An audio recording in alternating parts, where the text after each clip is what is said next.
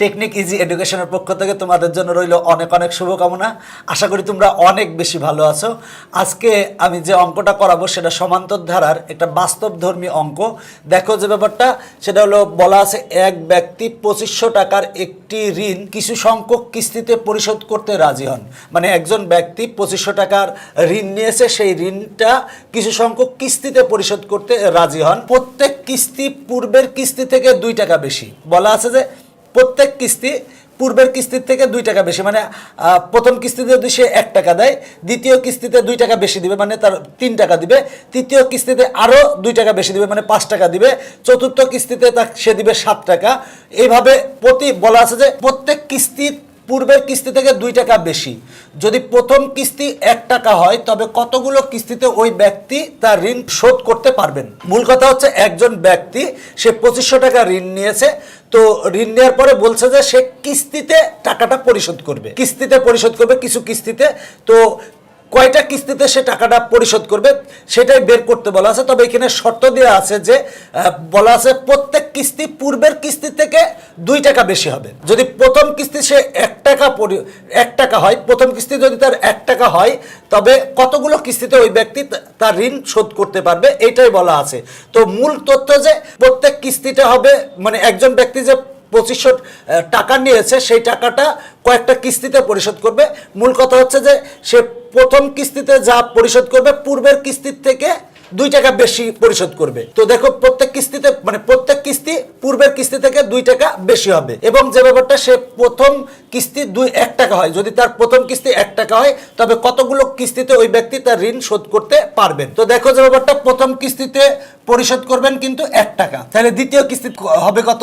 তাহলে দ্বিতীয় কিস্তিতে টাকা পরিশোধ করেন হচ্ছে দেখো যে ব্যাপারটা প্রথম কিস্তিতে 1 টাকা করছে, তাহলে দ্বিতীয় কিস্তির ক্ষেত্রে কিন্তু আরো 2 টাকা বেশি করবে। তার মানে 1 যোগ 2 সমান হচ্ছে 3। তৃতীয় কিস্তির যে কিন্তু আরো 2 টাকা বেশি পরিশোধ করবেন। তার মানে যে ব্যাপারটা তৃতীয় কিস্তিতে পরিশোধ করেন সেটা হলো যে আগে পরিশোধ করছে 3 টাকা, তার মানে 3 যোগ 2 সমান 5 টাকা। তার মানে দেখো কত মজার একটা ব্যাপার, সেটা হলো প্রথম কিস্তিতে পরিশোধ করছেন 1 টাকা, তাহলে পরে কিন্তু আবার 2 টাকা বেশি দিবেন।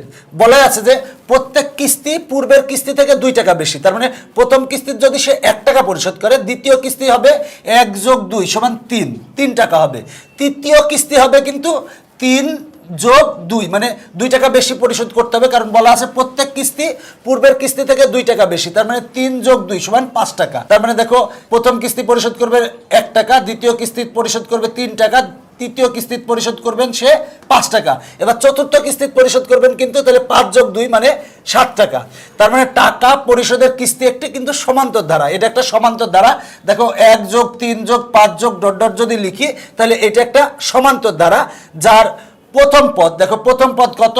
প্রথম পদকে আমরা এ দ্বারা প্রকাশ করি, এ ইকুয়াল টু হচ্ছে 1। আর সাধারণ অন্তর বলতে দেখো 3 বিয়োগ 1 সমান হয় 2, বা 5 বিয়োগ 3 সমান হয় কিন্তু 2। যেহেতু এটা একটা সমান্তর ধারা তাই এদের সাধারণ অন্তর কিন্তু সমান। মনে করি ওই ব্যক্তি n সংখ্যক কিস্তিতে টাকাটা পরিশোধ করবেন, যে টাকাটা আছে n সংখ্যক কিস্তিতে পরিশোধ করবেন। অতএব প্রথম n সংখ্যক কিস্তির সমষ্টি, আমরা এখানে n সমান্তর ধারার সমষ্টি নির্ণয়ের সূত্র ব্যবহার করব। সমষ্টি নির্ণয়ের সূত্র হচ্ছে n/2 * 2a + n-1 * d। এখানে n/2 এর মান হচ্ছে 1, তাহলে 1 বসাবো, আর ডি হচ্ছে সাধারণ অন্তর হচ্ছে 2 বসাবো। বসানোর পর 2 × 1 সমান হয় 2, আর n আর 2 গুণ করলে হয় 2n, -1 আর 2 গুণ করলে হয় -2। দেখো এবার এই 2 আর এই 2 কাটা যায়, থাকে হচ্ছে 2n, n/2 × 2n। এবার 2 আর 2 কাটা, n আর n গুণ করলে হয় n²। তার মানে প্রথম n সংখ্যক কিস্তির সমষ্টি হচ্ছে n²। তার মানে দেখো যে ব্যাপারটা সে কিন্তু n সংখ্যক কিস্তিতে টাকাটা পরিশোধ করবেন, তাহলে n² ইকুয়াল টু টোটাল টাকা পরিশোধ করতে হবে কিন্তু, মানে টোটাল এই কিস্তির সমষ্টি হতে হবে কিন্তু 2500। তাহলে n² ইকুয়াল টু 2500, স্কোয়ারটা পক্ষান্তর করলে প্লাস মাইনাস হয়, কিন্তু n হচ্ছে যে পদ সংখ্যা, সুতরাং n কখনো ঋণাত্মক হতে পারে না। সুতরাং যে ব্যাপারটা আমরা প্লাসটা নিব, মাইনাসটা নিব না। স্কোয়ারটা পক্ষান্তর করলে প্লাস √2500 হবে। এবার √2500 সমান হয় 50, অর্থাৎ ওই ব্যক্তি 50টি কিস্তিতে ঋণ শোধ করতে পারবে। অতএব অ্যান্সার হচ্ছে 50টি।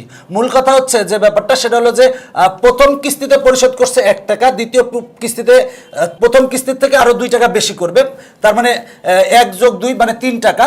তৃতীয় কিস্তিতে পরিশোধ করবেন 5 টাকা, চতুর্থ কিস্তিতে পরিশোধ করবেন 7 টাকা। এই যে কিস্তিতে পরিশোধ করছে এটা একটা সমান্তর ধারা। তাহলে বলবো যে মনে করি ওই ব্যক্তি n সংখ্যক কিস্তিতে টাকাটা পরিশোধ করবেন। n সংখ্যক কিস্তিতে যেহেতু পরিশোধ করবেন তাহলে n সংখ্যক কিস্তির সমষ্টি বের করব। আমরা সমান্তর ধারার সমষ্টির সূত্র জানি n/2 × 2a + n - 1 × d। a এবং d এর মান বসিয়ে আমরা n সংখ্যক কিস্তির সমষ্টি পাচ্ছি n²।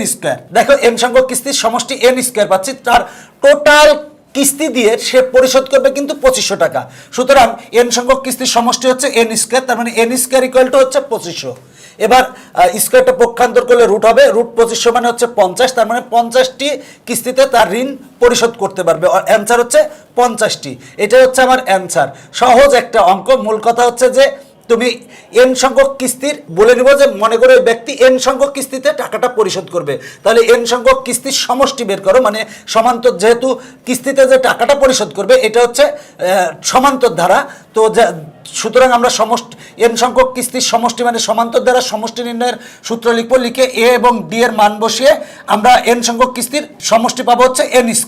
n² = টোটাল সে কিস্তি দিবে হচ্ছে 2500 টাকা। তাহলে n² = 2500 টাকা লিখো। এখান থেকে n এর মান বের করো, n এর মান বের করলে যেটা হবে সেটাই হবে তার টোটাল কিস্তির সংখ্যা। টোটাল সে 50টা কিস্তিতে কিন্তু পরিশোধ করবে। যদি তুমি এইভাবেও বের করতে পারবে প্রথমে 1 টাকা পরিশোধ করবে, এরপরে 3 টাকা পরিশোধ করবে, এরপরে 5 টাকা পরিশোধ করবে, এরপরে 7 টাকা পরিশোধ করবে, এরপরে 9 টাকা পরিশোধ করবে, এরপরে 11 টাকা পরিশোধ করবে, এরপরে 13 টাকা পরিশোধ করবে। কারণ প্রতি কিস্তিতে বলাই ছিল যে প্রত্যেক কিস্তি পূর্বের কিস্তি থেকে 2 টাকা বেশি। এইভাবে টোটাল সে 50টা কিস্তিতে তার 2500 টাকা পরিশোধ হয়ে যাবে। দেখো যে ব্যাপারটা, এগুলো হচ্ছে বাস্তবধর্মী অঙ্ক। যদি পারো এই অঙ্কগুলা একটু বেশি করে চেষ্টা করবে, কারণ সৃজনশীলে এই টাইপের অঙ্ক বেশি আসে। তো আজকের পর্ব এখানেই শেষ করছি, পরবর্তীতে আবার দেখা হবে। Bye bye.